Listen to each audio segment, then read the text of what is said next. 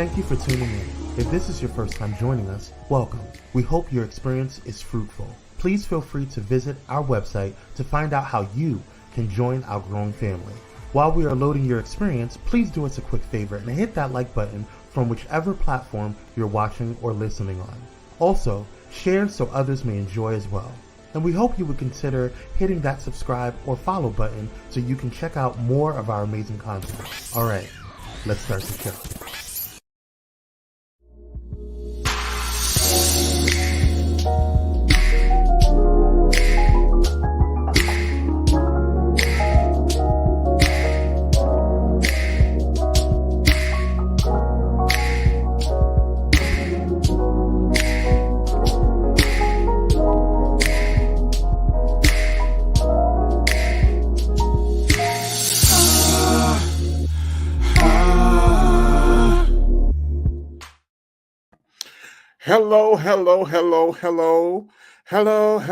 Hello.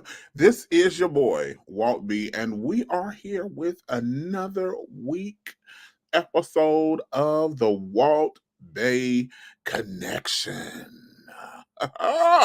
Yeah, God. Welcome everyone. Manal, how are you doing tonight? Unmute yourself, boo. Thanks. Appreciate your life. I'm feeling really good. I am sleepy. This weather is trying to get to me. Hey. But my productivity is good. Okay. Like I'm checking some major things off my goal list right now, and I'm feeling really good. You know when you can finally get paid for your work? Oh, yes, God. Yeah, checks in the mail. Yes, God. I feel very accomplished. Yes, God. Mm-hmm. You know, speaking of just getting back to ourselves, I am starting to feel like it took some years, Manal. And I'm starting to feel like me again. And not the old religious dusty over, judgmental me. I just feel like me. I feel confident in my skills. And sometimes, and I don't want this to muddy the topic for tonight, but sometimes, you can go through things and you really start questioning yourself to the core. Absolutely. And I'm just so, I don't mean questioning like, is this right? I mean questioning like, am I intelligent enough for this? Am I? As you should. You should? Oh, yes. We got to have that conversation because I'm coming out of that and I'm now confident. Like, okay, no, I got this. I can do this. I'm strong enough. And I'm back to, I feel like I'm back to Walt B. See, but the reason you should question is because you have to get to that point of knowing. If you never question, you can't get to the knowing. All right. Okay. I can get with that. I definitely could. I didn't like the process though. I didn't like the process, but because for me it involved falling flat on my face and failing at several things. But yeah, I'm definitely back to life, back to reality. All right. So tonight we have an amazing show planned for you all. We just want you all, don't get too comfortable because we don't want you to go to sleep. We want you to participate. This is a participatory show. I know you came here to listen to a podcast, but we came with the move of the Lord on tonight. What you said? Hold on, honey. What communion juice is that? What kind of communion juice is that? So it's this blackberry pomegranate crystal light. I just only drink out of mugs and wine glasses. Yeah. Thank you so much, Cupcakes. Absolutely. That is me trying to get my, that is me trying to sing on the intro. That is me. Hey, boo, how you doing? My marketing needs. How you all doing? All right. So tonight we are doing our part 2 on discernment. What it is and what it isn't. Okay, what it is and what it isn't. But before we get to the things, that's the main topic of the show. We want to continue on by we want to continue highlighting good things that are going on in the Black community. So to do this, we have our first thing, which is our class versus ass. Class versus ass. Class is when someone is letting their black shine through. They are definitely making us look good. They are bringing sexy back to the black community. And by sexy, I don't mean over exploiting body parts, but how many of you know that a rich, thick, supple black mind is just so intelligent? Is it not? It is sexy and intelligent. Yes, God. So we want to definitely give the class of the week. And this week, our class of the week is none other than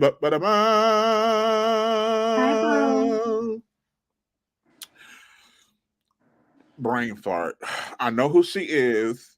She is the congresswoman that set them Republicans all the way together this week. Why is her name escaping me? Oh my God. Oh my God. Oh.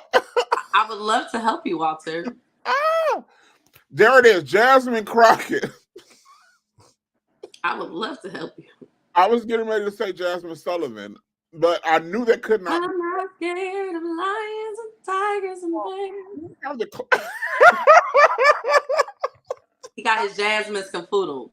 I don't know. But this young lady right here, okay, so there's something about the black feminine energy, okay? When people are pussyfooting around and scared to put things out there, and a lot of times don't know how to really get things on track, a black woman, I'm telling you this, I'm a black man and I'm telling you this, a black woman knows how to get in the room and say, listen, this is what we're not gonna do, and this is what needs to be done.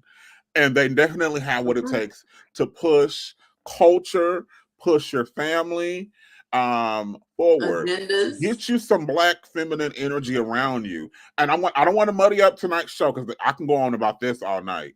Get you some black feminine energy around you and just let them be who they are and flourish. And I'm telling you, it's going to bless and enrich your life. Can you play the clip of her just reading these Republicans, please? She got them all the way. Have you ever heard them say "if" since we've been sitting here for I don't know how long? Yes, I've been taking a tally. Oh, okay. Can you show us? Can you tell us what the tally is? More than 35 times, the Republican witnesses and Republican members of the committee have used the word "if." Thank you so much for that. Because honestly, if they would continue to say "if" or Hunter and we were playing a drinking game, I would be drunk by now. Because I promise you, they have not talked about the subject of this, which would be the president. But let me tell you something that was so disturbing as I walked in to this chamber today. As I prepared, I said, what is the crime? Because when you're talking about impeachment, you're talking about high crimes or misdemeanors. And I can't seem to find the crime. And honestly, no one has testified of what crime they believe the president of the United States has committed. But when we start talking about things that look like evidence, they want to act like they blind. They don't know what this is. These are our national secrets. Looks like in the shitter to me. This looks like more evidence of our national secrets, say on a stage at Mar-a-Lago. When we're talking about somebody that's committed high crimes, it's at least indictments. Let's say 32 counts related to unauthorized retention of national security secrets, 7 counts related to obstructing the investigation, 3 false statements, 1 count of conspiracy to defraud the United States, falsifying business records, conspiracy to defraud the United States, 2 counts related to efforts to obstruct the vote certification proceedings, 1 count of conspiracy to violate civil rights, 23 counts related to forgery or false document statements, 8 counts related to soliciting, and I could go on because he's got 91 counts pending right now. But I will tell you what the president has been guilty of. He has unfortunately been guilty of loving his child unconditionally, and that is the only evidence that they have brought forward. And honestly, I hope and pray that my parents love me half as much as he loves his child. Until they find some evidence, we need to get back to the people's work, which means keeping this government open so that people don't go hungry in the streets of the United States. And I will yield. Child, the library was open and she read the hell out of all of them Republicans, okay? I know. Sometimes you just need a black woman. Let me, before her predecessor, Maxine Waters, you know, I'm sure she was in there sipping her tea. She getting a little old. She's a little slow on the draw. But Jasmine said, I got you, boo. Now, Jasmine is a 41-year-old lawyer and politician from the state of Texas, of all places, y'all. They try to act like everything is racist in Texas, and but she covers South Dallas. She's 41 years old, and this is, I believe, her first year in Congress. So definitely class of the week, and she is fighting for the people who elected her. Can we just give it up for her? You have anything you want to add to that before we clap, Manon? I'm just proud to be a sister. What I love is that she is in a space where, and I'll say where our blackness is typically not welcomed, right? Mm-hmm. And she didn't turn down not one bit of it. Her language was colorful. Mm-hmm. Her cadence was colorful. Yes. Her hair was colorful. Her hair flipping was colorful. Yes, she stayed black and true to her, and that is a beautiful thing to see. Don't turn down in any space, Black woman. Period. Absolutely. Let's give it up for Jasmine Crockett. Oh, you gonna do it. You gonna do it. Yeah, God.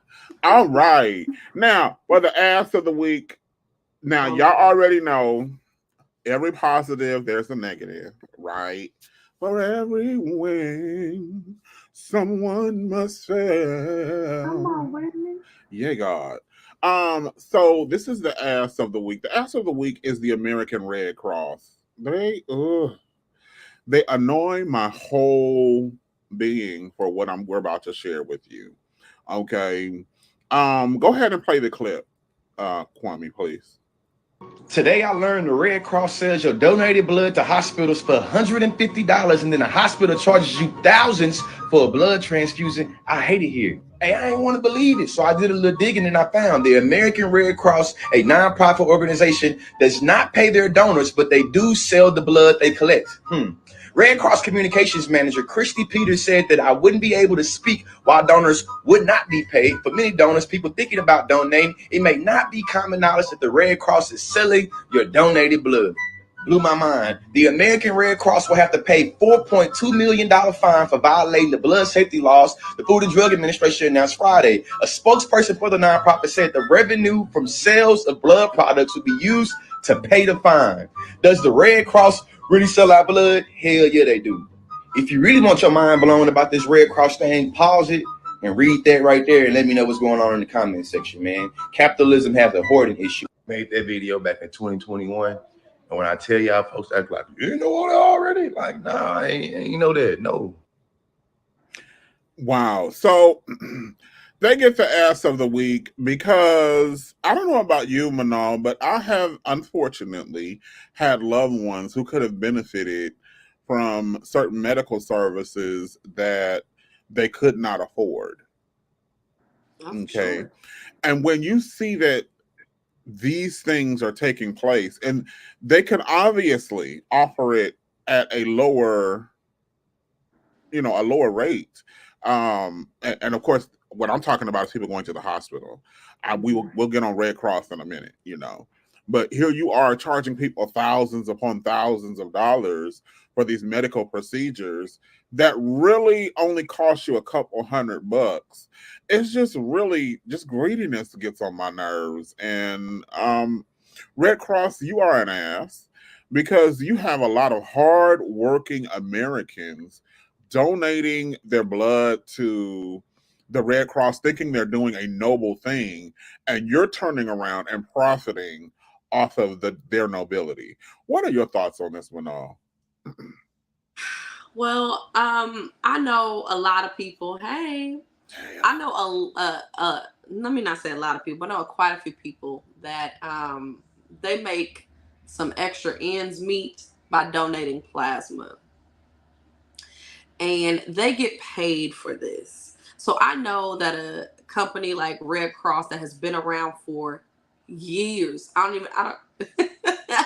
don't know how long they've been around. That's some research. Mm-hmm. Probably just do that real quick. But they've been around long enough to establish a system where they can pay the people who donate blood, period. Mm-hmm. But at the end of the day, they just want to be a business. And so I agree with him that capitalism is running the show. And so one of the things that I think is important to remember is you may be feeling like you are doing something for a good cause, and that's of course what they want you to think. That's what they want you to Right. believe. That's what they're But if playing we on. don't Right. start to challenge this medical system, we all gonna keep losing, and and the people that are winning at the top are going to continue to make the money off of our losing. Absolutely. Absolutely. So you are the ass of the week. Uncle Kyrie from Candid Conversation says the Red Cross are some crooks. I wouldn't give them monopoly money. I wouldn't either. I wouldn't either. Absolutely. So learning this was really I didn't know this before I came across this video. And so I just wanted to share this with you all. So that we, you learn, you learn, so you teach someone else. Maybe someone watching was not aware. Awareness. So yeah. All right, moving right along. We're gonna take a quick peek into pop culture. There was a conversation that happened this week between two, I believe, I'm going to call them iconic young ladies. Beautiful Chocolate. Oh my God. Just look at that screen right there. Just beauty. Do you see it? Because I see it. I definitely see it. The beauty that resides on the screen. These are two intelligent young ladies. The one you don't they look like younger versions of Angela Bassett and Cicely Tyson? Absolutely. So if I was one who believed in reincarnation in that facet, I definitely would think this was a second coming. Yes. What's love got to do with it? All right. But these two young ladies, Kiki Palmer, I was gonna say Kiki Wyatt, Lord. What am I doing tonight? This is what happens. This is what happens when you don't eat lunch at work. But Kiki Palmer. You gotta test it out. You gotta test it out. No, I'm sweet. No, I'm just, let me quit. All right. Kiki Palmer and Janelle Monáe sat down and had a conversation. During their conversation, they began to address their sexuality. First thing they were stating is that it's their sexuality and they don't have to tell everybody who they like to have sex with. And I 100% agree with them on that. That is your business. And should you choose to, you can tell everybody. Should you choose to keep it private, you can do that as well. Absolutely. But they, much like myself, because I have something to share with you all. Okay. I'm gay. Much like myself, they have chose to share the facets of their sexuality with the public, and they kind of got into an interesting thing here that I wanted to kind of just highlight tonight. Can you play the clip, sir? Yes. Yes, I'm gay. Mm-hmm. How you're going to hell, and people so you suppress that part of you. Like I knew when I was when I was little that I was attracted to girls. I knew that, and I think I knew that this is not, my culture does not accept this.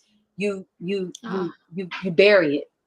So I buried so much of myself. I spent years burying myself, burying my sexuality, burying my sensuality. It was always like if you show your boobs too much, at work, you're not going to be taken seriously, or you can't show skin when you go to church. It'll be distracting. You have insecure people. You have people who, again, want you to assimilate and you grow up having to unlearn those things. And I spent a good amount of time doing that. Yeah. Absolutely. Yes. Yes, Dr. Holt. I know. I am homosexual. I am a homosexual. I like the sex of the men's. So during this conversation, they brought up some things that we can highlight, and we're going to move through this very quickly because I really want to get to our main topic tonight. They brought up the fact that they were suppressing themselves because they wanted to assimilate and be a part of the wider society. And in doing so, they if you listen to them, they were suppressing a part of who they were or who they are as a person. And they had good reasons. So, this is something they definitely thought through, but they've definitely come to the place where they feel like they can show up as a whole person. What are your thoughts when you hear this, Manal? Well, I mean, congratulations to them, because the journey to yourself is never an easy one. And when you decide to be yourself and choose yourself, that decision does not come lightly. You've already decided that you're going to have to live without certain people. You're not going to be in certain spaces. You've already decided that you're going to have to be alone in a lot of areas of your life, right? Until you have your people or your person. And so definitely want to make sure that we acknowledge the journey that they had to go on in order to get to these places in their lives. I definitely relate to that. I knew very young that I was into girls. I think I had my first real encounter when I was 11, and it was life changing. And then after that, it was kind of like that. I knew that I would not be accepted first in my home. So I knew enough to keep it a secret. Identical. And so whatever you don't embrace, eventually it puts you in this box just in life. Like you're never going into any space. You're never going into any venture in life. You're never going into anything a whole person. You are not, because you're concerned that somebody gonna find out or somebody gonna smell it on you, or you gonna look at the girl across the room too long, and then your mama gonna smack you, like whatever it is, you can never just be free and be relaxed. And so I think one of the most happiest days I've had was when I was able to walk down the street with my girlfriend and hold hands and not even give a damn. Let's go. Where we going? We taking pictures, we posting them. I don't give a damn. That's beautiful. And it was so wonderful. And I'll say it's so funny that this is the conversation too, though, because my girlfriend she's an audio engineer. She works at a church right now, and going into that job, her and I were both like, I don't know, it's a church, but it's white church, right? We all know what white church is, so like right. So it's white church. So we like, maybe it'll be a little bit better. The pastor was really excited to have her there. And lo and behold, he's doing an entire series about how to embody the Spirit of God. And the topic this past Sunday was about homosexuality. And he was like, y'all need to fix that. I love it. Y'all need to work on that. If we're going to embody God, if we're going to embody Christ, if we're going to embody love, you have to spread it to everybody and make room for these. I absolutely love it. And so it was beautiful, but it was also heartbreaking because I'm a part of Black church. Yeah. Black church is so far from that message. Absolutely. And so I would say progress is being made. There are spaces that are being created, but it's going to take people like Kiki and people like Janelle and myself and you to continue to say, I'm here, I ain't going nowhere, and I ain't turning it off. Correct. So absolutely. Let's hear it for them. Inspire on YouTube says, I do believe in appropriate dress for appropriate context. And I do too. I want to go on record saying I do too. I don't think you should be at the kindergarten graduation with your ass out. I totally agree with you there. If you are leading worship, we would prefer you not be up there with your titties out and your nipples, or even if you're a guy. Actually, I wouldn't mind you showing everything. We have to be fair and equal, sir. If I can't show my nipples, neither can you. Okay? I wouldn't mind that. As a matter of fact, that might pull me into the spirit a little quicker. Wrong spirit, wrong spirit. No, but if you are in front of people, of course, I believe in appropriate dress for appropriate situation. But even with appropriate dress, you know, I've been told men don't wear pink. Yeah. I've showed up to sing at events, and I've showed up in pink and had to go on in white because I'm not at the place where I can turn down my coin yet. You know, I still got to get my coin. But the day is coming. The day is coming, and soon will be where I'll be like, well, if I can't get on that stage in this hot pink sweater, this hot pink cashmere sweater, if you can't handle all of this, then damn it, I'm leaving. But we're not there yet because we still have rent. Hopefully these conversations of discernment will get you there. Yeah.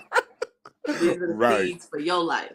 Right. I've been on stages where they didn't like sometime, you know, just for the look, because if you know me, I really don't wear jewelry. But I'll have on some arm jewelry or some neck, something going on, and they'll ask me to remove it because it's too off-putting for some of them. So I definitely get what Janelle was talking about in terms of the people trying to curtail your fashion or your look. I want to read some of these comments on Facebook. This is a very interesting conversation. Child of Black Church. Oh, Dr. Ho says, Child of Black Church needs to cut it out. All these pastors around here blowing the ministers of music. Oh, plowing the ministers of music. Yeah. Let me read that right. Yeah. Child, all these Black church needs to cut it out. All these pastors around here plowing the minister of music. And I believe that this definitely does take absolutely place. Many times. And I agree. As far as, you know, not dress. All white churches are speaking the same messages of facts. Love and kindness and acceptance to LGBTQ+. I agree. But it was beautiful to hear it said at this church. Absolutely. Absolutely. All right. So moving right along, we're going to get into, we're going to take a commercial break, and then we're going to get into the things of the things. The things of the thing tonight is we're going to continue our conversation about discernment, what it is and what it is not. We want you to be able to, the purpose of this conversation is to empower you to make a tough call. Sometimes a tough call is, I need to separate myself. I need to get out of here. This is dangerous. This is toxic. This is not where I need to be. We want you to be able to make that call and be at peace with it. Anything you want to add before the commercial break, Manal? Oh, no, I'm saving all my love for after the commercial break. Praise the Lord. There you have it. Evangelist Bay just blessed us with the melody from heaven. Go ahead and take us away from our commercial break. Kwame!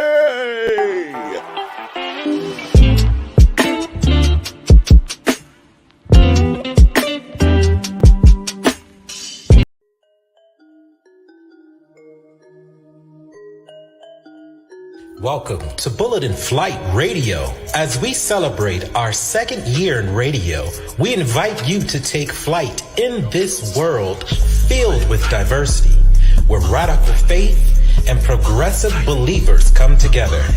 There's a place that's breaking all boundaries and embracing believers of all walks of life. Join us 24/7 for science, mental wellness, and all the greatest music on earth. Simply by saying, Alexa, play Bullet in Flight Radio on TuneIn, and you will take flight.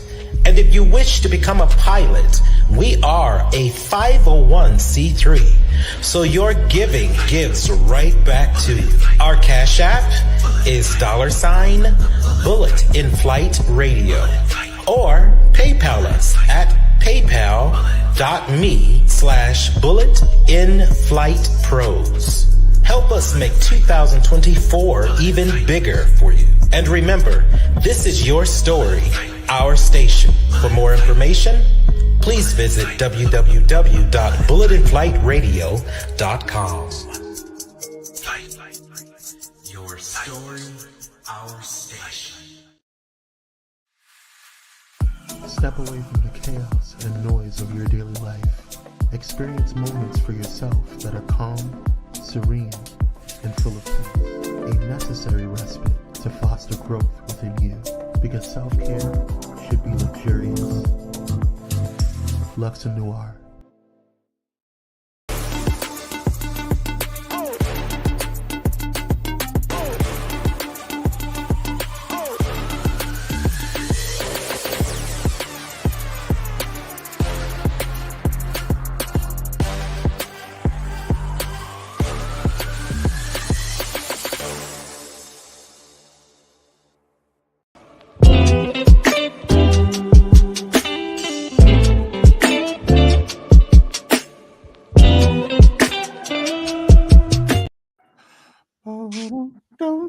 I love that intro. I do.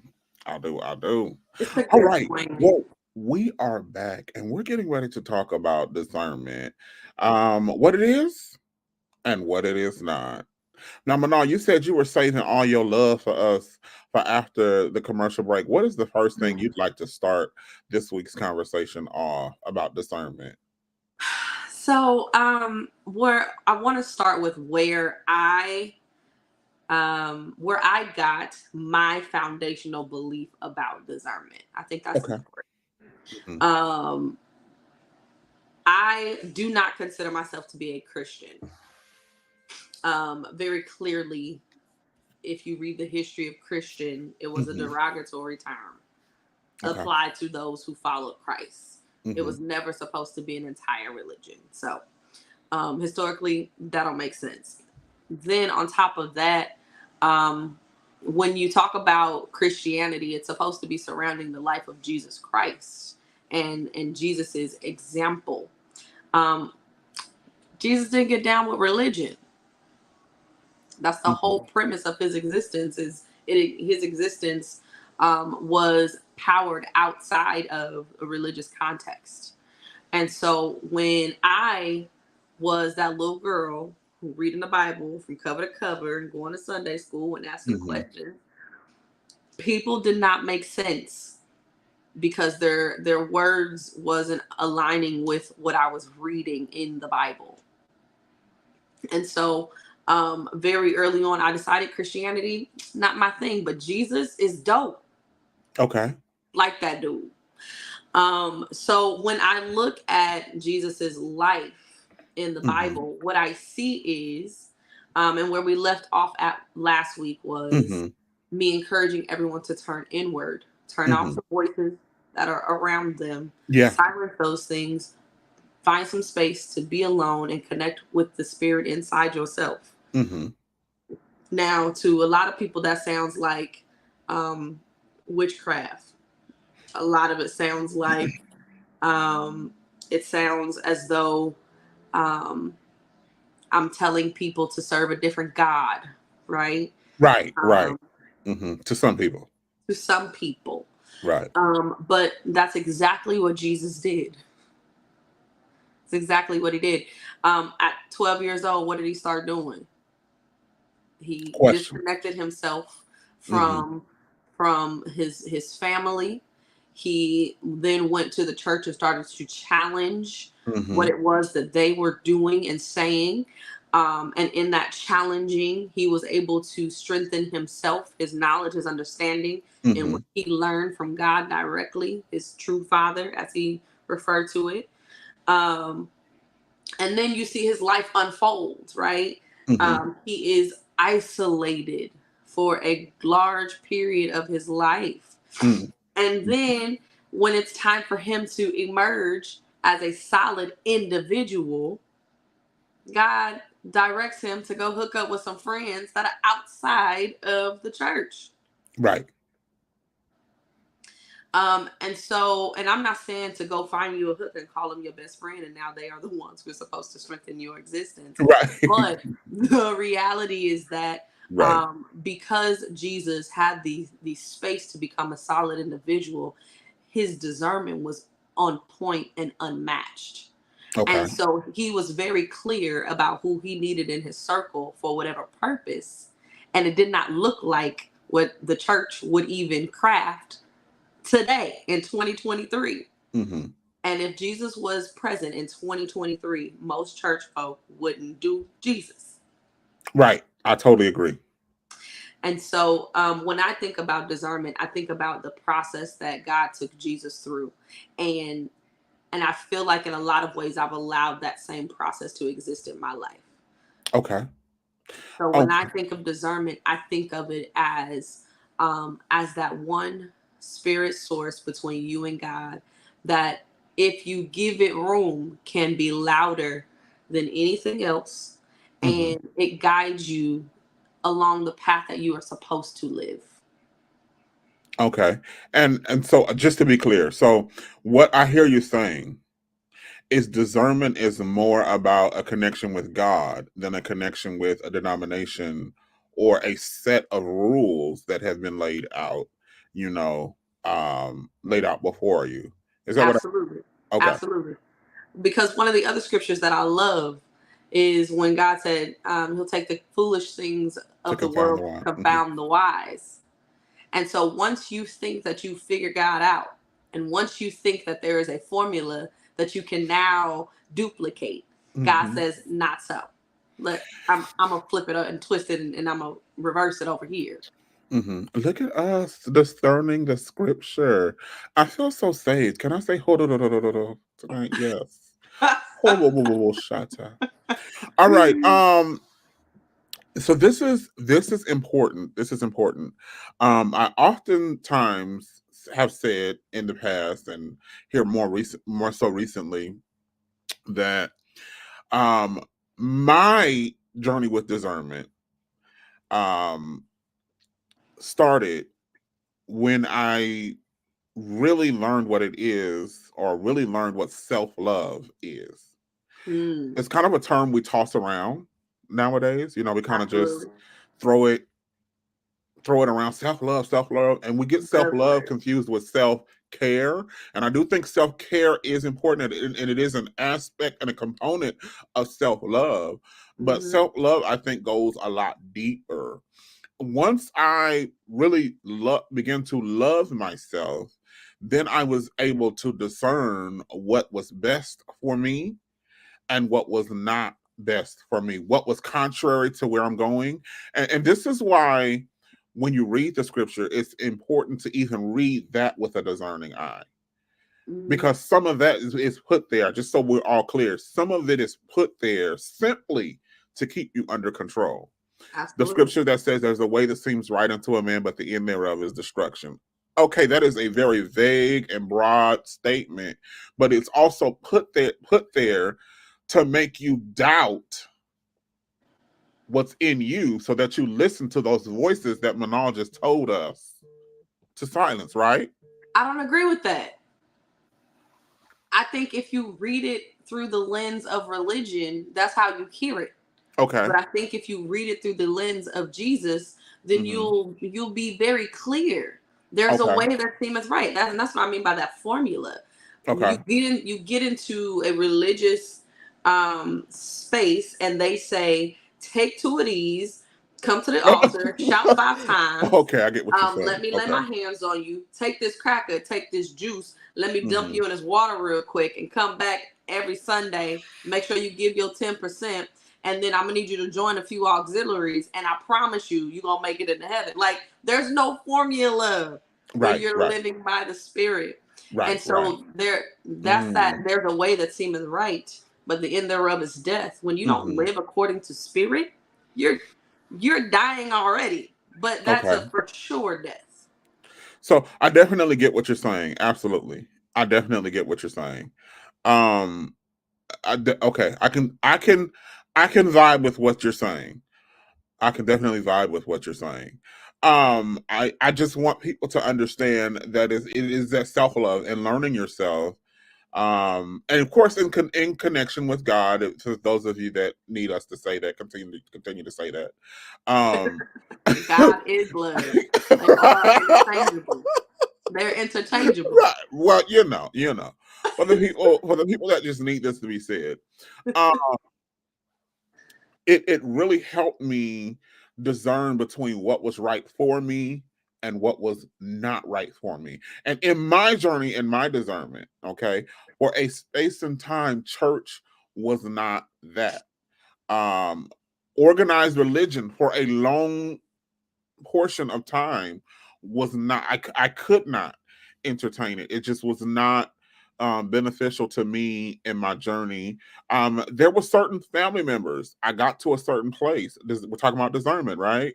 And I realized the energy that they were bringing was destructive to the work, the inner workings that I've done, the progress that I've made, and even the self-love that I've established.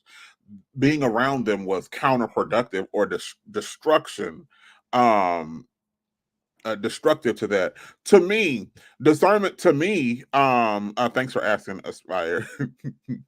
Discernment to me is more of an inner knowing of what is right and what is wrong, in terms of what will help you construct the life you're supposed to have, and what will be destructive to the purpose in life that you are supposed to have and execute. Was that clear? Yes. Okay. Absolutely. All right. So this is why, like, there's some TV shows I don't really engage in. Some I can engage in just for entertainment purposes, but some are, and I wanted to say hey to just Dominic as well. There are some TV shows that are just against the constructive work that I've done in my life, and I don't want to go through deconstructing what I've built or what, the point that I've come to. So I don't even engage. I don't even indulge. So, like, one of the things I think, talking about where that idea of discernment came from, just to build that foundational thing, the foundational ideology. But from there, it's how do we continue to strengthen it, right? Right. And I think going into that idea of what it is and what it isn't. Once we know what it is, and I'm not saying that you have to follow what I say, right? Absolutely. You got to figure it out. But for me, because of what I believe discernment is, there is absolutely a way to continue to strengthen and feed that discernment. And on one of our shows some months ago, I talked about the importance of saying yes when you hear certain things in your spirit, because those are opportunities for you to strengthen that guidance that you will receive along the way. You listening and being obedient to that spirit voice that is guiding you, whether it could say close the door, right? And it tells you to close the door because somebody's getting ready to walk by with some foolishness, and the spirit is trying to protect you from that because spirit knew it was coming. Or spirit tells you to purchase something and you don't even know why you're purchasing it, and then 2 weeks later someone has a need for that very thing that you purchased and you don't know why, right? Or the spirit tells you to go outside and just go for a walk, and then lo and behold you bump into a friend that you've been looking for and worried about, right? And so saying yes to that guiding force that you hear on a day-to-day basis is going to strengthen that discernment to where you can get to the point where you can start saying, like, Walter, I'm sorry. If I can't, not even I'm sorry, but you're bad if you invite me to come into your space to do something and you want to edit me on my way to get there, or once I get there, you're bad. You are not my people. And you know that another opportunity is going to come. Right. So you can shut that one down. Right. Right. And so that discernment helps you to make those bigger decisions as you grow in spirit. So I like this to connect this with last week, because what you're saying is so on point. Last week we talked about the young man whose nanny violated him and the mother was just sitting over there oblivious. Absolutely. Can you play that clip real quick, Kwame? Yeah. You do not want to be in this chair. I cannot stress it enough. The little boy. That little boy. Is spirit synonymous with God, as Fire says? Yes, I believe so. So yes. Last week there was, and I do apologize, that was my fumble this week. So they don't have the clip from last week.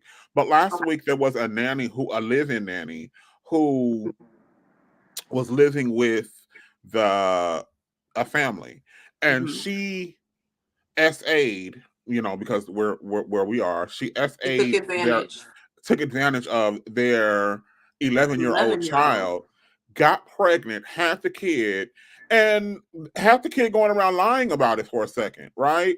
The mother is oblivious. The child finally comes, after a few years, the child finally comes clean with the parent. And the parent is like, no, that's not a thing. And then they go take the test, and the mother finds out this is the case. And now the nanny is in jail for some years, and the young man now has custody, or the young man and the mother now have custody of his child. What you're saying is so important, because I believe had she been connected in a way that you're saying, she would have been able to see what was going on in her house. Now, I'm not saying verbatim she would have seen everything, but she would have known something was not right, which could have set off the alarm. So some questions could have been starting to be asked. Am I right? Can maybe you give us some insight right there, Manal? No, absolutely. And this is just, again, going back into scripture. There were moments when again, when I look at spirit, when I look at discernment, God, spirit, I look at it like there are no rules. Absolutely. Because everything that is and is to come is for a purpose that is even beyond us. We are literally just a part of this experience. Right. And so when I read scripture and I read instances where God said, God made his heart hard, or with Moses, God made Pharaoh's heart hard. Why? Because Moses had to learn a lesson and be consistent, and not and be persistent and follow the voice of God above all things. And so God turned Pharaoh's heart hard.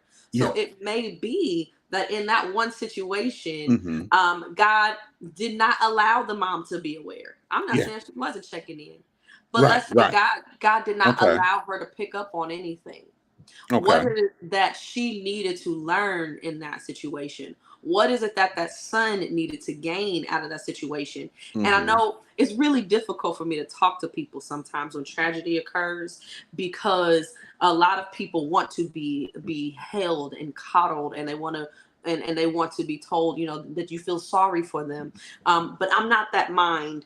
I'm the one that knows that the building has fallen down and 20 people have lost their lives. And I say, what's the message? Because God doesn't do anything without reason, without cause. There's always a purpose, even if you don't know it until 5 years from now. Right. And so, again, but that discerning spirit, that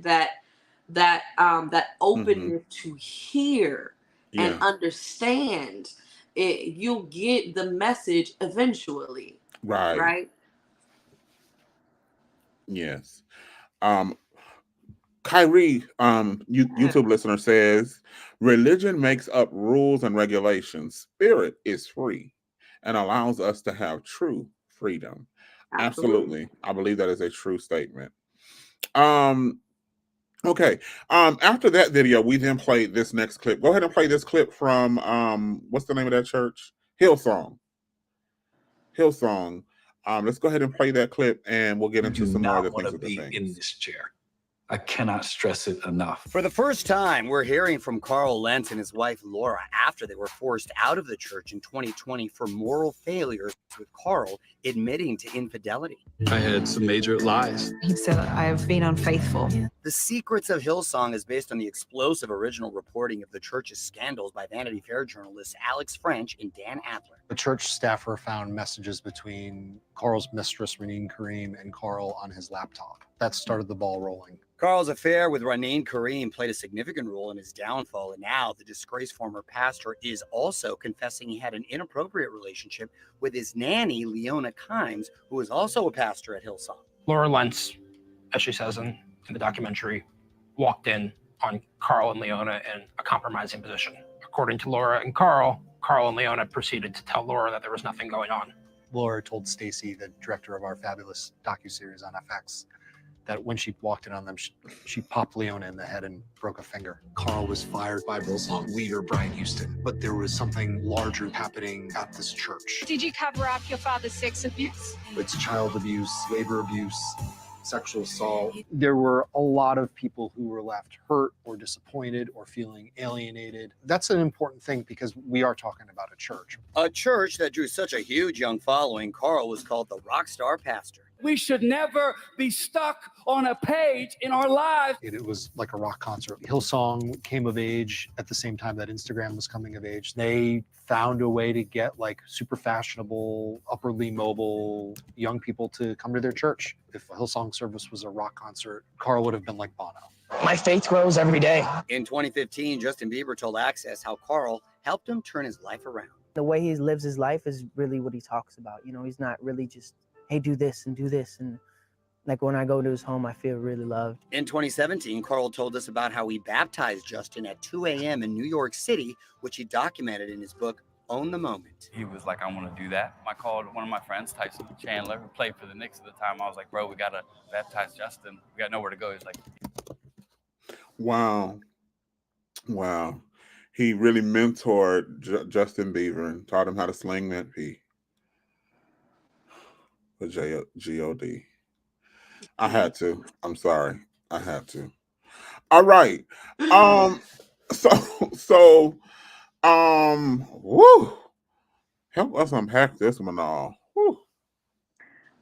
You know, it's one of the things that I'm gonna say, and this is not the Miss Bay show, but one of the things that I feel I value most is when people tell me, you are really not judgmental. Mm-hmm. I am not. You could tell me about anything and I'm really like, oh, okay, human experience. Well, what did we learn? You know? But when I hear this story, I hear human beings having human experiences and having to be exposed because they're not living honestly, right? Okay. Mm-hmm. So one of the things that I feel like discernment does is it allows you to live out loud. You are in tune with who you are. You are in tune with why you are. Mm-hmm. You are in tune with where you are going, right? And who is to be a part of that.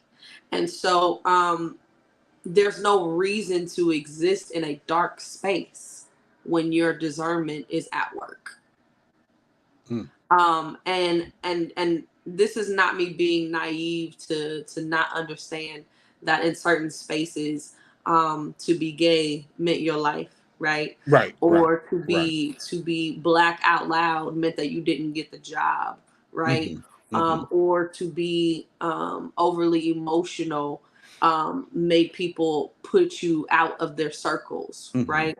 So this is not me being naive to those things, but what I am saying is discernment helps you to be very clear about who you are, why you are, and where you're going. Yeah. To where those factors no longer are burdensome.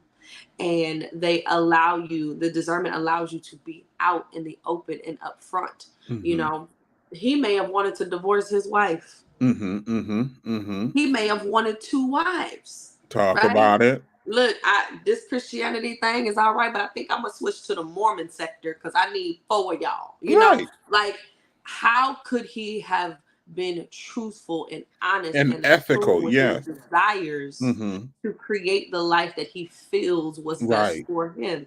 And so, to me, again, this goes back to my idea that when you follow Jesus and Jesus's example and live outside of a religious context, you can go hang out with the prostitute and let her wash your feet and then say fuck you to anybody that has anything to say about it because it happened. And then what?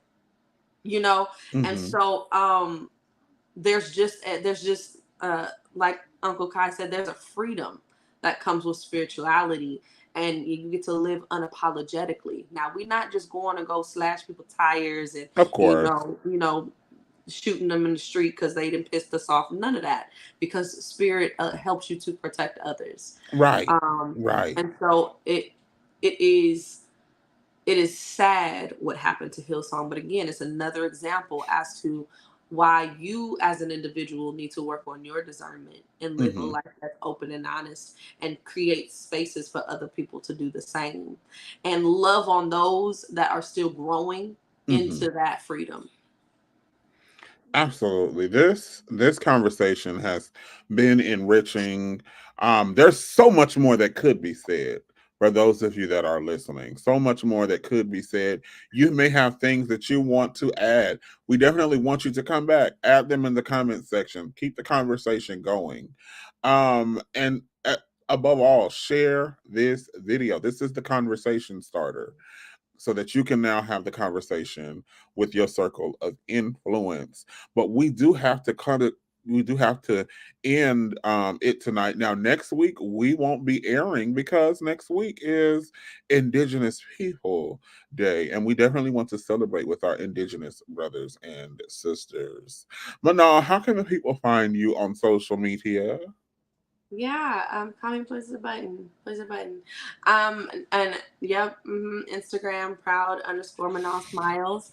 YouTube, you can find me under Bay Windows, and on Facebook, you can find me under Manal Bay. Y'all, no cultural appropriation out there, but do celebrate. Okay. Right. Absolutely. And of course you can connect and contact me on our social media, Walt B Connection. I am there. I definitely want to connect with you. I want to speak with you. I want to interact with you. Hit me up. So we can have these conversations. Like it rough, huh? I do now. Don't get me started. But anyway, we definitely do love, appreciate, and thank each of you for showing up on tonight. And we will see you the week after next. Until then, be blessed.